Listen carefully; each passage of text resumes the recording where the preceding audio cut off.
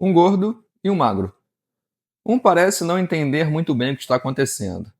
O outro parece ter certeza de que entende. E alguma coisa dá errado. Durante décadas, isso foi suficiente para fazer plateias do mundo inteiro rirem. Quando assisti à ceia dos veteranos, foi justamente essa simplicidade que mais me chamou a atenção. O humor de Stan Laurel e Oliver Hardy pode parecer quase infantil para quem chega a ele hoje. Há quedas, acidentes, mal-entendidos, piadas com o corpo de Ollie, Stan fazendo alguma coisa que obviamente não deveria fazer. Algumas dessas piadas ainda conseguem arrancar um sorriso. Outras talvez pareçam apenas bobas. E isso me deixou uma impressão curiosa. Estamos falando de uma das duplas mais importantes da história da comédia. Então, como algo aparentemente tão simples conseguiu deixar uma marca tão profunda?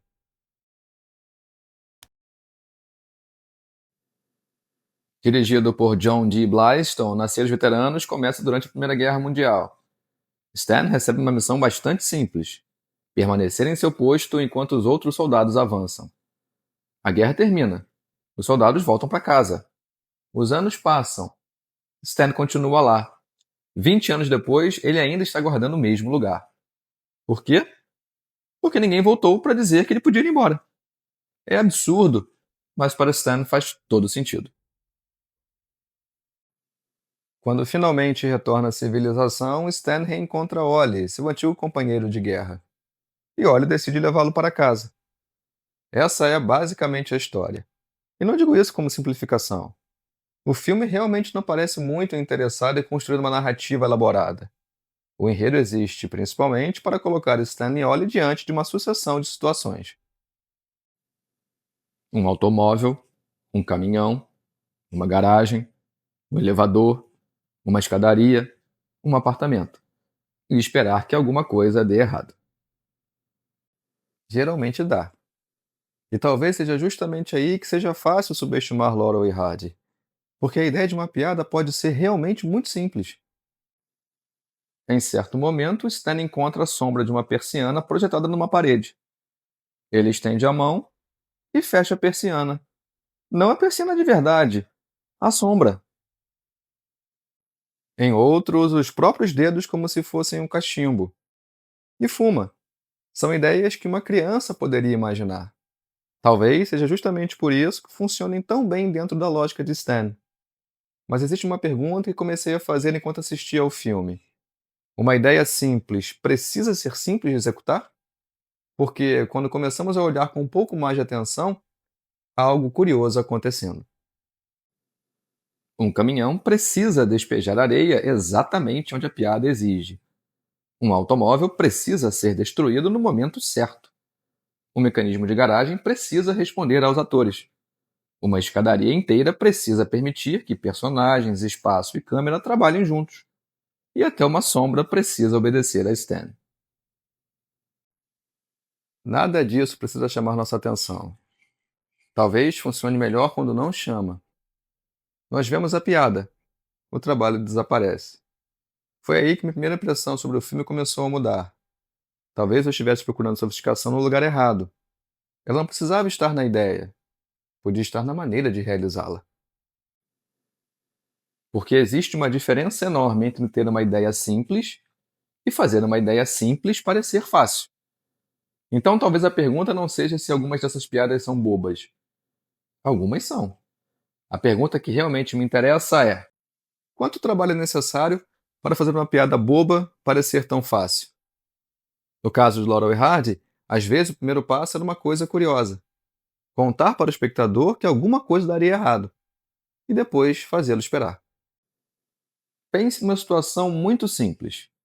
Stan encontra alguma coisa que não compreende. Começa a mexer. Olhe e percebe. Nós percebemos. E antes que qualquer desastre aconteça, já sabemos que ele vem.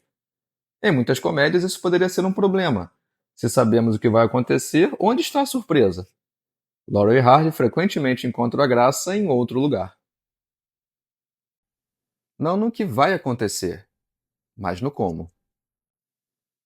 Stan começa, Ollie percebe, espera, tenta impedir, Stan responde, a situação piora. E só então chega aquilo que já estávamos esperando desde o começo: a catástrofe. É quase como assistir a uma fileira de dominóis quando a primeira peça já começou a cair. O destino está decidido. O prazer está em acompanhar o caminho. E isso exige uma coisa que hoje pode causar estranhamento quando encontramos Laurel e Hardy pela primeira vez: tempo. Eles não parecem ter pressa de abandonar uma piada. Deixam o Stan olhar, deixam o Nolly perceber, deixam o espectador entender e deixam a consequência chegar. Essa pausa não estava ali simplesmente porque o cinema de 38 era mais lento. Ela fazia parte da técnica. Laurel e Hardy desenvolveram uma comédia deliberadamente menos frenética que o slapstick que os precedeu. E havia uma razão muito concreta para deixar espaço. O público precisava rir. Os filmes eram exibidos diante de plateias de teste. As reações eram observadas, o tempo das risadas podia ser medido e a montagem podia ser ajustada. Isso significa que alguns daqueles segundos que hoje parecem vazios não eram necessariamente vazios quando o filme estreou. Uma pessoa começava a rir, outra acompanhava e a reação se espalhava pela sala. E o filme precisava esperar por elas.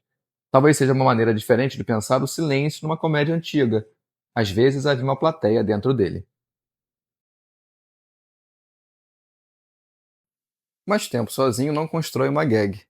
É preciso fazer o mundo colaborar. E o filme é especialmente interessante quando começamos a perceber quanto trabalho existe por trás dos objetos que Stan e Ollie encontram pelo caminho. Um caminhão despeja uma carga de areia sobre um automóvel. Uma garagem automática transforma uma tentativa de estacionar em desastre. Um elevador não suporta Ollie. Uma escadaria organiza personagens em diferentes andares enquanto a câmera acompanha verticalmente seus movimentos. Contadas assim, continuam sendo ideias bastante simples. Mas para que funcionem, alguma coisa precisa acontecer no lugar certo, no momento certo, com o ator certo.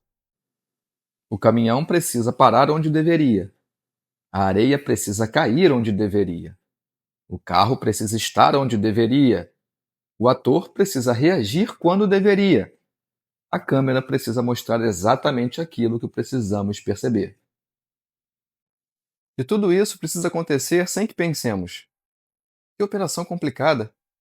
Precisamos apenas rir. Talvez seja esse o truque mais interessante. A técnica precisa desaparecer. Quanto melhor funciona, menos percebemos que ela existe. E a sequência da escadaria mostra isso de um jeito especialmente bonito. Não precisamos reproduzi-la inteira para entender a ideia. Os personagens se deslocam entre os andares, entram e saem, encontram outras pessoas, voltam, e a câmera acompanha esse movimento verticalmente. A escada deixa de ser simplesmente o lugar onde a piada acontece, ela passa a fazer parte da piada. O mesmo vale para o caminhão, para a garagem, para o elevador, para a sombra da persiana. Os objetos não estão apenas no cenário, eles participam na construção. E quando tudo funciona, o resultado parece inevitável, quase espontâneo, fácil. Só que talvez exista um problema de montar uma piada desse jeito, porque podemos explicar o caminhão, a escada, a câmera, o tempo, a pausa. Podemos até desenhar o caminho inteiro até o desastre, e ainda assim alguma coisa fica faltando. Porque entregue exatamente a mesma situação a dois outros atores, e talvez ela simplesmente não seja tão engraçada. Então a engenharia que estamos procurando não pode estar apenas nos objetos, nem apenas no tempo.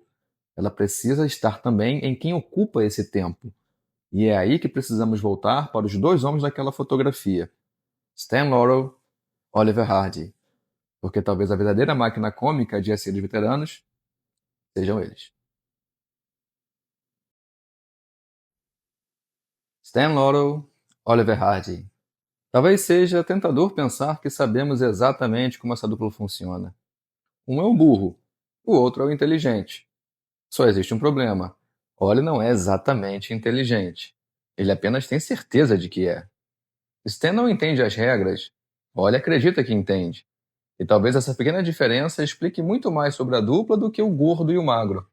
Porque Stan pode começar o desastre, mas Ollie frequentemente é quem transforma esse desastre numa piada.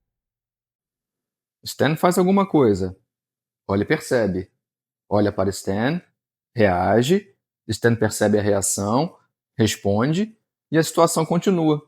É a mesma engrenagem que observamos antes, só que agora o mecanismo não está num caminhão ou numa porta de garagem. Está circulando entre duas pessoas. E é um gesto de Oliver Hardy que talvez mostre isso melhor que qualquer outro: o olhar para a câmera. Stan faz alguma coisa absurda. Ollie olha para ele. Depois olha para nós. E por um instante acontece uma coisa muito interessante. Deixamos de ser apenas espectadores. Viramos cúmplices. É como se Ollie perguntasse: Você está vendo o que eu tenho de suportar? Ele sabe que sabemos. E agora existe uma pequena aliança entre nós. É por isso que Ollie não funciona apenas como vítima de Stan. Ele completa a piada. Primeiro existe a bobagem. Depois existe alguém que compreende perfeitamente a dimensão daquela bobagem. E muitas vezes existe ainda uma terceira etapa: Stan tentando compreender por que Ollie está tão incomodado. A piada passa de um para o outro. Talvez por isso os papéis entre eles sejam menos rígidos do que parecem. Não existe sempre aquele que faz a piada e aquele que recebe. Os dois podem alternar essas funções. Um prepara, o outro reage. Um tenta corrigir, o outro piora. E pouco a pouco, aquilo que começou como um erro pequeno cresce até envolver os dois. Mas há outra razão pela qual a reação de Ollie é tão importante. Ele tem uma coisa que Stan parece não possuir na mesma medida: dignidade. Ou pelo menos, uma necessidade enorme de preservá-la. Ollie quer parecer elegante, educado, competente, no controle. Ele ajeita a roupa, mantém a postura, tenta explicar as coisas e parece genuinamente convencido de que se Stan simplesmente obedecesse, tudo funcionaria perfeitamente. O problema é que quase nunca funciona. Às vezes é Stan quem o humilha. Às vezes é um objeto. Às vezes é o próprio corpo de Ollie. E isso nos leva a uma parte da comédia da dupla que talvez cause mais estranhamento hoje. O peso de Oliver Hardy é constantemente transformado em piada. No filme, um elevador despenca sob seu peso. Pessoas são lançadas para cima quando ele se senta ao lado delas. E os insultos não são exatamente sutis. Seria fácil concluir que a piada é simplesmente Ollie é gordo, mas acho que isso explica apenas uma parte dela, porque o corpo de Ollie se torna especialmente engraçado em contraste com a imagem que ele tenta construir de si mesmo. Ele quer leveza, elegância, controle, e o filme insiste em oferecer peso, desordem, humilhação. O riso não nasce apenas do corpo, nasce da distância entre quem Ollie acredita ser e aquilo que acaba acontecendo com ele. E é justamente por levar sua dignidade tão a sério que perdê-la se torna tão engraçado. Stan não sofre da mesma maneira. Ele atravessa uma catástrofe, olha em volta e muitas vezes parece genuinamente não compreender por que aquilo deveria ser um problema. Não há a mesma dignidade para reconstruir. Porque Stan vive segundo outra lógica. E essa lógica talvez seja a coisa mais estranha e mais bonita na comédia dele. Lembra da persiana? Stan encontra a sombra projetada numa parede, estende a mão e fecha a sombra. Em outro momento, transforma os próprios dedos num cachimbo e fuma. O curioso é que essas piadas não mostram apenas Stan incapaz de compreender o mundo. Por alguns segundos, o mundo concorda com Stan. Se aquilo parece uma persiana, então pode ser fechado. Se os dedos parecem um cachimbo, então podem soltar fumaça. É uma lógica quase infantil. Um adulto olha para aquilo e procura imediatamente o truque. Uma criança talvez aceite primeiro a ideia. Talvez seja justamente essa inocência que torne Stan tão difícil de reduzir a figura do burro. Ele não é apenas alguém que sabe menos que Ollie. Às vezes parece viver num mundo em que as regras são outras, e de vez em quando o filme permite que ele esteja certo. É aí que aquela aparente infantilidade que vimos no começo começa a mudar de significado. A ideia continua simples, às vezes continua boba, mas agora sabemos que para fazê-la funcionar, precisamos de tempo, espaço, objetos, precisão e, sobretudo, desses dois homens. Um que não entende as regras, outro que acredita entendê-las. Um que atravessa o desastre quase inocentemente, outro que precisa desesperadamente recuperar a dignidade depois dele. Talvez seja essa a distinção que estávamos procurando desde o começo. A ingenuidade pertence à ideia, a precisão pertence aos artistas que a fazem funcionar. Só que descobrir isso cria um último problema, porque podemos compreender toda essa engenharia e ainda assim não rir. E talvez seja justamente aí que a idade do filme se torne realmente interessante. Não para perguntar apenas como essa comédia funcionava, mas para descobrir o que ainda sobrevive dela. O que ainda sobrevive de uma comédia feita quase 90 anos atrás? Talvez a resposta mais fácil seja aquilo que ainda nos faz rir. Mas acho que isso seria pouco, porque compreender melhor como Laurel e Hardy construíam suas piadas não significa que todas elas passem a funcionar para nós. Algumas continuam engraçadas, outras nem tanto. E não há problema nisso. A Série de Veteranos é um filme bastante episódico. Sua história existe principalmente para conectar uma gag à seguinte. Algumas situações já haviam sido exploradas pela dupla anteriormente. E mesmo na época de seu lançamento, houve quem considerasse que aquele material talvez funcionasse melhor no formato mais curto que ajudara a consagrar Laurel e Hardy. Reconhecer a precisão de sua comédia não exige transformar o filme numa obra-prima. E talvez exista uma distinção importante aqui. Compreender melhor uma coisa não significa necessariamente gostar mais dela, mas compreender pode mudar a maneira como olhamos. E quando comecei a olhar para Laurel e Hardy dessa forma, uma coisa que havia me chamado a atenção desde a primeira vez que assisti ao filme começou a fazer mais sentido. Eu já conhecia parte daquela comédia, só não conhecia por Laurel e Hardy. Eu conhecia por X-Pirito. Para quem cresceu assistindo a Chaves ou Chapolin, certas situações podem parecer estranhamente familiares. A repetição, o humor físico, o personagem que não compreende exatamente o que está acontecendo, a humilhação daquele que tenta manter alguma autoridade, uma pequena confusão que cresce até envolver todo mundo, e às vezes até ideias muito parecidas. Quando o óleo se senta e seu peso faz outras pessoas saltarem, por exemplo, é difícil para o espectador brasileiro, familiarizado com o X-Espírito, não lembrar de gags construídas sobre a mesma ideia. Mas aqui precisamos tomar cuidado. Encontrar duas piadas parecidas não prova que uma foi copiada da outra. E nem precisamos disso, porque a relação entre Bolanhos e Laurel e Hardy é mais interessante do que uma lista de piadas repetidas.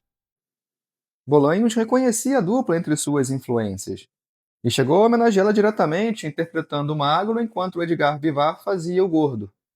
Então talvez aquilo que atravessou as décadas não tenha sido uma piada específica. Talvez tenha sido uma maneira de construir humor. Uma gramática. O erro, a espera, a repetição, a reação, a dignidade destruída, a catástrofe que cresce um pouco além do necessário. Elementos que já estavam funcionando entre Stan e Ollie muito antes de chegarem a outros comediantes, outros países e outras gerações. E isso produz uma inversão que gosto bastante. O espectador brasileiro pode encontrar Laurel e Hardy hoje e pensar: isso parece X-Espírito. E depois descobrir que parte do caminho aconteceu no sentido contrário. Talvez algum de nós já conhecêssemos um pouco Laurel e Hardy antes mesmo de saber quem eles eram. Mas isso ainda não responde completamente a pergunta: o que sobrevive? É fácil assistir a uma comédia antiga fazendo um teste. Eu ri? Então ainda funciona. Não ri? Então envelheceu. Só que talvez uma piada possa nos oferecer alguma coisa mesmo depois que o riso diminui. Ela pode mostrar como outra época construía esse riso, quanto tempo concedia a ele, quanto confiava num gesto, num olhar, num objeto, na expectativa de alguma coisa que o espectador já sabia que aconteceria. Isso não significa que o espectador moderno esteja errado quando não ri. Nem que toda piada antiga deva ser admirada apenas porque é antiga. Algumas envelhecem, algumas simplesmente não funcionam para nós. Mas talvez a pergunta seja um pouco mais interessante que isso. Quando uma gag de Laurel e Hardy já não nos faz rir, envelheceu apenas a piada ou também mudou a maneira como a assistimos? Eu não sei se existe uma resposta única. E talvez não precise existir, porque ainda podemos voltar àquela ideia tão simples. Uma sombra de persiana projetada numa parede. Stan olha para ela, estende a mão, e fecha aquilo que não poderia ser fechado. É uma piada boba, talvez até infantil. Nada do que descobrimos precisa mudar isso. Mas agora existe alguma coisa atrás dela que talvez não estivesse tão evidente antes. O tempo, o espaço, o efeito, a precisão e principalmente um personagem para quem fechar a sombra de uma persiana parece a coisa mais natural do mundo. A ideia continua simples, o trabalho continua escondido, e talvez seja justamente por isso que funcione. No fundo, Laurel e Hardy não precisavam de muita coisa. Dois homens, um objeto, um erro, alguns segundos e uma precisão enorme para fazer tudo parecer fácil. E talvez seja isso que ainda sobreviva. Quase 90 anos depois, o filme talvez já não faça todo mundo rir, mas ainda pode nos ensinar alguma coisa sobre como uma piada é construída. E às vezes, olhar para aquilo que existe por trás do riso também é uma forma de continuar rindo com ele. Nos vemos na próxima sessão.